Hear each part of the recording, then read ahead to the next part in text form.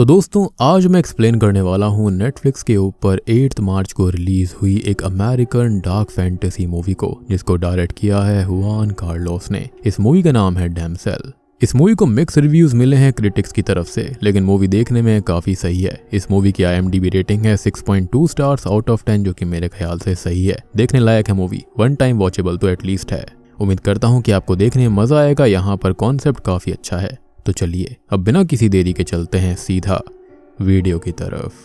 तो मूवी की शुरुआत होती है एंशिएंट टाइम्स में कहीं दूर किसी जमीन को दिखाते हुए, जहां पर हम एक राजा को अपने कुछ सैनिकों के साथ एक बहुत बड़े से ड्रैगन का पीछा करते हुए देख पाते हैं। वो राजा उस ड्रैगन की केव तक पहुंच जाता है और वो अपने सोल्जर्स के साथ उसे मारने तैयार हो रहा था। लेकिन ये काम सुनने में जितना आसान लगता है उतना आसान था नहीं, क्योंकि सामने कोई छोटी मोटी चीज नहीं थी, बल्कि पौराणिक कथाओं का बहुत ही भयानक क्रीचर ड्रैगन था। तो वो एक ही झटके में चुन चुनकर सारे सैनिकों को अपनी आग से जलाकर खत्म कर देता है। और अब ये ड्रैगन राजा के सामने आकर खड़ी हो जाती है, जिसको देखकर राजा भी हार मानकर उसके आगे अपने घुटने टेक देता है, जिसके साथ ये सीन यहीं शिफ्ट हो जाता है। खैर अब इसके बाद सदियां बीत जाती हैं और हम दूर दराज जमीन पर एक गांव को देख पाते हैं, जिसके अंदर कुछ लोग रहते हैं और उनके लॉर्ड हैं लॉर्ड बेफोर्ड, जिनकी पहली पत्नी अब इस दुनिया में नहीं रही। तो उन्होंने दूसरी शादी कर ली और उनकी पहली बीवी से उनकी 2 बेटियां हैं, जिनका नाम एलेडी और फ्लोरिया है। जहां एलेडी बहुत ही ज्यादा जानबाज और हिम्मत वाली है, जिसे एडवेंचर्स बहुत पसंद हैं, और वहीं फ्लोरिया अभी छोटी है, जो कि काफी मासूम है। और एलेडी उसे सबसे ज्यादा चाहती है और उसे कैसे भी करके खुश रखने की कोशिश करती है, उसका काफी ख्याल भी रखती है।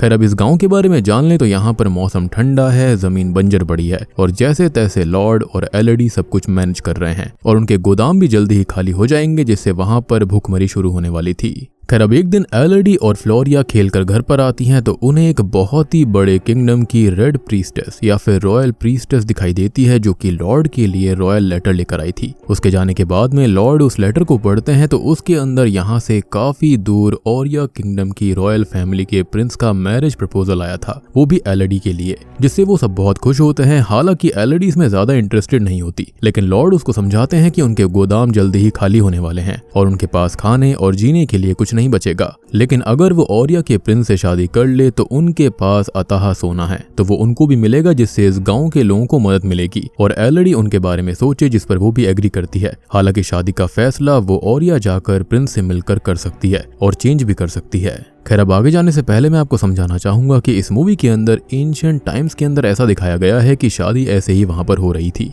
जिसको हम एक तरह से ब्राइड डील्स कह सकते हैं, कि कहीं से या फिर किसी परिवार से कोई ब्राइड चूज करके रॉयल फैमिलीज उसकी कीमत उसके परिवार को दे दिया करते थे, फिर वो ब्राइड हमेशा के लिए अपने परिवार से दूर हो जाया करती। Now coming back to the story, अब एलेडी अपने परिवार के साथ ओरिया किंगडम पहुंच जाती है, जो कि बहुत ही बड़ा आइलैंड है, और उसके गेट पर वो लोग 2 बड़े बड़े ड्रैगन स्टैचूज को भी देख पाते हैं। और हमने ड्रैगन को शुरुआत में भी देखा था, यानी कि यहाँ पर बहुत तगड़ा झोलझाल है। खैर अब वो सभी लोग महल के अंदर जाते हैं, जो कि बहुत ही बड़ा और बहुत ही आलीशान है, और वो सबको बहुत ही ज्यादा पसंद भी आता है। एलेडी को उसके रूम में छोड़ा जाता है और उसके परिवार को भी रहने के लिए अच्छी फैसिलिटी दी जाती है, जिससे कि सभी बहुत ही ज्यादा इम्प्रेस्ड और खुश हो जाते हैं। खैर फ्लोरिया और एलेडी आपस में थोड़ी बहुत बात भी करती हैं, जहां पर एलेडी लगभग इस शादी के लिए तैयार थी और फ्लोरिया उसके लिए बहुत ही ज्यादा खुश होती है। अब एलेडी अपनी बहन से बहुत प्यार करती है, तो वो ये कहती है कि वो शादी के बाद उसे भी अपने साथ रखेगी और पूरी दुनिया घुमाएगी, जो कि उसका सपना था।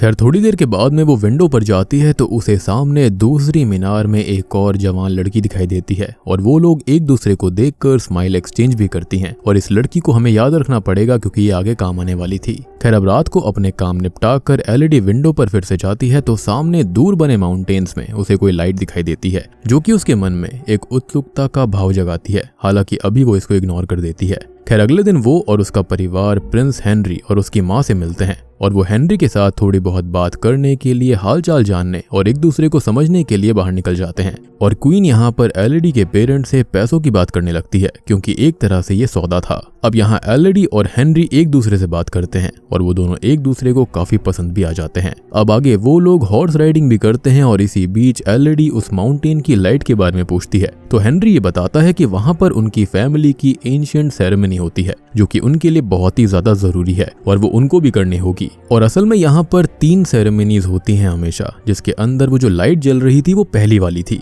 खैर अब यहाँ पर एलईडी के पेरेंट्स को दिखाया जाता है, जिनसे क्वीन पैसों की बात तो करती है और उन्हें बहुत सारा सोना भी दे रही होती है, लेकिन एक अजीब सी शर्त वो रख देती है कि उन्हें शादी के बाद एलईडी को बिल्कुल भूलना होगा और ये एक पक्का सौदा होगा, क्योंकि उन्हें पैसे मिल जाएंगे और क्वीन को ब्राइड मिल जाएगी यानी कि एलईडी, जिसके बाद उसका रिश्ता, संबंध और सारी फॉर्मेलिटीज उसके परिवार से खत्म हो जाएंगी। जिसको सुनकर एलईडी की स्टेप मदर को बहुत अजीब फील होता है और वो एक अच्छी स्टेप मदर होने के साथ साथ यहाँ पर एलईडी के पास जाती है, उसको समझाती है कि उन्हें यहाँ पर कुछ ठीक नहीं लग रहा है, ये लोगों से अच्छे फील नहीं हो रहे, लेकिन उनकी बात पूरी नहीं हो पाती और वो एलईडी को सोचने का समय देती है। लेकिन अब तो काफी देर हो चुकी थी, क्योंकि सुबह होते ही शादी शुरू हो जाती है, जो कि काफी जल्दी था और फ्लोरिया अपनी बहन के लिए यहाँ पर काफी ज्यादा खुश है। अब शादी के बाद एलईडी बहुत ही ज्यादा खुश होती है, जो कि अपनी नई जिंदगी के लिए बहुत ही ज्यादा एक्साइटेड थी और अब वो हेनरी के साथ माउंटेन्स पर सेरेमनी और रॉयल फैमिली के पूर्वजों को होमेज पे करने जाती है, यानी कि उनके लिए दुआ करने जाती है। लेकिन जब वो वहां जाती है तो वहां पर सभी लोग मास्क में खड़े हुए थे और रेड प्रीस्टेस उन्हें ग्रीट करती है। यहाँ पर एक कुएं जैसी गहरी केव भी थी, जिसके अंदर ऊपर एक ब्रिज बनाया गया था और अब रेड प्रीस्टेस सेरेमनी को शुरू करती है, जिसके अंदर सबसे पहले वो इस आइलैंड के बारे में बताती है कि इसे उनके राजा ने डिस्कवर किया था और यहाँ पर शहर बसाया, लेकिन यहाँ पहले एक ड्रैगन भी रहा करती थी। अपनी नस्ल की वो आखिरी ड्रैगन थी जो कि कभी भी तबाही ला सकती थी। इनफैक्ट वो लाती भी थी, लोगों को मारा करती थी। तो एक दिन राजा अपने सोल्जर्स के साथ उसे मारने जाता है और उससे हार जाता है और यही चीज हमने मूवी की शुरुआत में देखी थी। अब राजा उसके आगे झुक जाता है, जिसे मौत नहीं मिलती बल्कि उससे बदतर चीज मिलती है, जो की थी कि उसे अपने 3 बेटियों को ड्रैगन को सैक्रिफाइस करते रहना होगा और बदले में ड्रैगन उसकी प्रजा को छोड़ देगा। और दिल पर पत्थर रखकर राजा ये डील मान लेता है। अब ये कहानी क्यों सुनाई गई तो ये हम बाद में समझेंगे। फिलहाल तो रेड प्रीस्टेस एलईडी और हेनरी के हाथों पर एक कट लगाती है, उनके हाथ मिलाती है और ये कहती है कि अब ये लड़की भी रॉयल ब्लड की हो चुकी है, प्रिंसेस हो चुकी है और रानी ने भी यही कहा था कि एलईडी अब उनकी बेटी है। खैर अब यहाँ पर काफी लोग कॉन्सेप्ट को ऑलरेडी समझ गए होंगे, लेकिन जो नहीं समझे वो अब समझ जाएंगे। अब यहाँ पर एलईडी को एक कॉइन दिया जाता है, जिसे उसे उस केव के अंदर फेंकना होता है और अब हेनरी उसे वापस ले जाने लगता है, गोद में उठाता है और माफी मांगकर सीधा उसे नीचे फेंक देता है। जी हाँ, सोचो, खुद के नए हस्बैंड ने ऐसा कर दिया। तो यहाँ पर आप समझ गए होंगे कि जो डील राजा ने सेंचुरीज पहले करी थी वो आज भी कायम है। ये रॉयल फैमिली अपने बेटों से लड़कियों की शादी कराते हैं, उन्हें रॉयल ब्लड बनाते हैं, अपनी बेटी बनाते हैं और फिर सैक्रिफाइस कर देते हैं। यानी कि यहाँ पर वो ड्रैगन का बेवकूफ बना रहे थे अपनी ब्लड लाइन को सही सलामत रखने के लिए। और आपको याद हुआ कि एलईडी ने शुरुआत में यहाँ पर आकर दूसरी मीनार में एक और लड़की को देखा था, फिर एक सेरेमनी भी देखी थी और हेनरी ने यही बताया था कि 3 सेरेमनीज करी जाती हैं, जिसके अंदर वो पहली थी। तो यहाँ पर हम समझ सकते हैं कि उस लड़की के साथ भी सेम हुआ और दूसरी सेरेमनी असल में यहाँ पर ये सैक्रिफाइस है और वो कोई और नहीं बल्कि एलईडी है। तो अब तीसरी सैक्रिफाइस बाकी है, जो कि कौन हो सकता है सोच कर देखो। यहाँ पर कोई और लड़की तो मौजूद है नहीं, यानी कि यहाँ पर एलईडी की बहन फ्लोरिया के साथ तीसरी सेरेमनी होने वाली थी। और मुझे लगता है कि यहाँ पर इन लोगों के पास ज्यादा वक्त नहीं था, इसलिए ये लोग इतनी जल्दी कर रहे थे। खैर अब यहाँ एलईडी नीचे तो गिरती है, लेकिन वो बच जाती है क्योंकि वहां पर बहुत सारी टहनी जड़ें होती हैं, जिससे उसका इम्पैक्ट कम हो जाता है, लेकिन वो यहाँ पर थोड़ी घायल हो जाती है। अब यहाँ पर वो काफी परेशान हो जाती है, दर्द में चिल्लाने लगती है। उसकी आवाज सदियों से यहाँ पर रह रहा ड्रैगन सुनकर जाग जाता है। अब इसी बीच यहाँ पर वो पड़े हुए कॉइन्स और ब्राइडल ज्वेलरी को देखकर ये समझ जाती है कि वो यहाँ पर पहली सैक्रिफाइस नहीं है, पहले भी ऐसा और दुल्हनों के साथ में हो चुका है। अब वो यहाँ से बाहर निकलने का रास्ता ढूंढने लगती है तो आगे उसे जलती हुई बर्ड्स की एक केव मिल जाती है, जहाँ पर उसका सामना होता है उसी ड्रैगन से, जो कि उससे ये कहती है कि वो उसका ही इंतजार कर रही थी। यानी कि यहाँ पर ये फीमेल ड्रैगन है। वो कहती है कि उसके जैसी को ही यहाँ पर लाया जाता है क्योंकि वो एक रॉयल ब्लड है और हम उस ब्लड रिचुअल को तो समझ ही चुके हैं कि वो आखिरकार क्यों किया जाता है। खैर अब वो ड्रैगन उस पर हमला करती है और वो सबके साथ यही करती थी, उनके साथ खेलती, उन्हें डराती, उनको हंट करती और एट द एंड उन्हें दर्द भरी मौत देकर खत्म कर दिया करती। अब एलईडी उससे बचकर भागती है, लेकिन इसी चक्कर में ड्रैगन अपने फायर लावा से उस पर हमला कर देती है, जिससे कि एलईडी का पैर झुलस जाता है। खैर अब वो आगे जाकर एक दरार में छुप जाती है तो उसे वहां पर उससे पहले वाली प्रिंसेस की जली हुई बॉडी भी मिल जाती है, जिसे देखकर वो बहुत डर जाती है। अब वो ड्रैगन से बचने के लिए आगे जाती है और एक जगह आकर अपनी ड्रेस फाड़कर अपने घाव पर लगाती है और उसकी ड्रेस में एक चाकू भी था, जिसकी धार को वो तेज कर लेती है खुद को बचाने के लिए। अब वो आगे जाकर और गहरी जगह पर जाती है और थोड़ी हर्ट भी हो जाती है, लेकिन हिम्मत जोड़कर आगे बढ़ने लगती है क्योंकि उसको जिंदा रहना था। अब एलेडी ने और उसके परिवार ने उनकी जमीन को और लोगों को बचाने के लिए इतना बड़ा सौदा तो कर दिया, लेकिन यहाँ पर ये उसके ऊपर काफी भारी पड़ गया था। खैर इसके बाद में उसे एक खाई मिलती है जिसके अंदर वो गिरने लगती है, लेकिन हिम्मत करके वो उसमें गिरने से खुद को बचा लेती है, लेकिन अपनी वेडिंग रिंग उसमें फेंक कर झूठ और धोखे पर बने इस रिश्ते को पहले खत्म करती है। खैर अब आगे जाने पर उसे ग्लो वर्म्स एक केव के पास मिलते हैं जहाँ पर उसे पानी भी मिल जाता है और वो उन ग्लो वर्म्स को अपनी ड्रेस में बांधकर एक टॉर्च की तरह इस्तेमाल करने लगती है और पानी भी पीने लगती है, लेकिन तब तक ड्रैगन वहां पर आकर उस पर हमला कर देती है तो वो उससे बचकर पीछे बनी एक छोटी सी केव में छुप जाती है। अब यहाँ पर उसे लिखा मिलता है कि ये जगह सेफ है, यहाँ पर ड्रैगन नहीं पहुंच सकती और लिखने वाली का स्टार्टिंग नेम वी था। वी मीन्स विक्टोरिया और यहाँ पर और भी उन बहुत सारी सभी की सभी ब्राइड्स के नाम लिखे हुए थे जो कि यहाँ तक पहुँच गई थी, लेकिन बची कोई भी नहीं क्योंकि यहाँ से बच पाना लगभग इम्पॉसिबल है। खैर अब उसे कुछ विजन्स आते हैं जिसके अंदर वो उन सभी दुल्हनों को देखती है जो कि यहाँ पर जल कर मारी गई थी और एक नक्शा भी बना हुआ मिलता है, मतलब कोई ना कोई तो यहाँ से बचकर निकली थी। और इसी बीच उसे विक्टोरिया के विजन्स आते हैं जो कि ये कहती है कि यहाँ पर बताई गई सारी चीजें झूठ थीं, जो कि फिलहाल उसे समझ में नहीं आती। खैर तभी वो उन ग्लो वर्म्स को देखती है जो कि उसके घाव पर चढ़ गए थे, लेकिन ये ग्लो वर्म्स भी हीलिंग पावर्स पजेस करते थे जो कि उसके घाव को ठीक कर देते हैं। अब वो मैप देखती है कि यहाँ से निकलकर क्रिस्टल केव मिलेगी जिसे पार करके बाहर जाया जा सकता है और अब वो अपना नाम भी वहां पर लिखकर आगे बढ़ जाती है।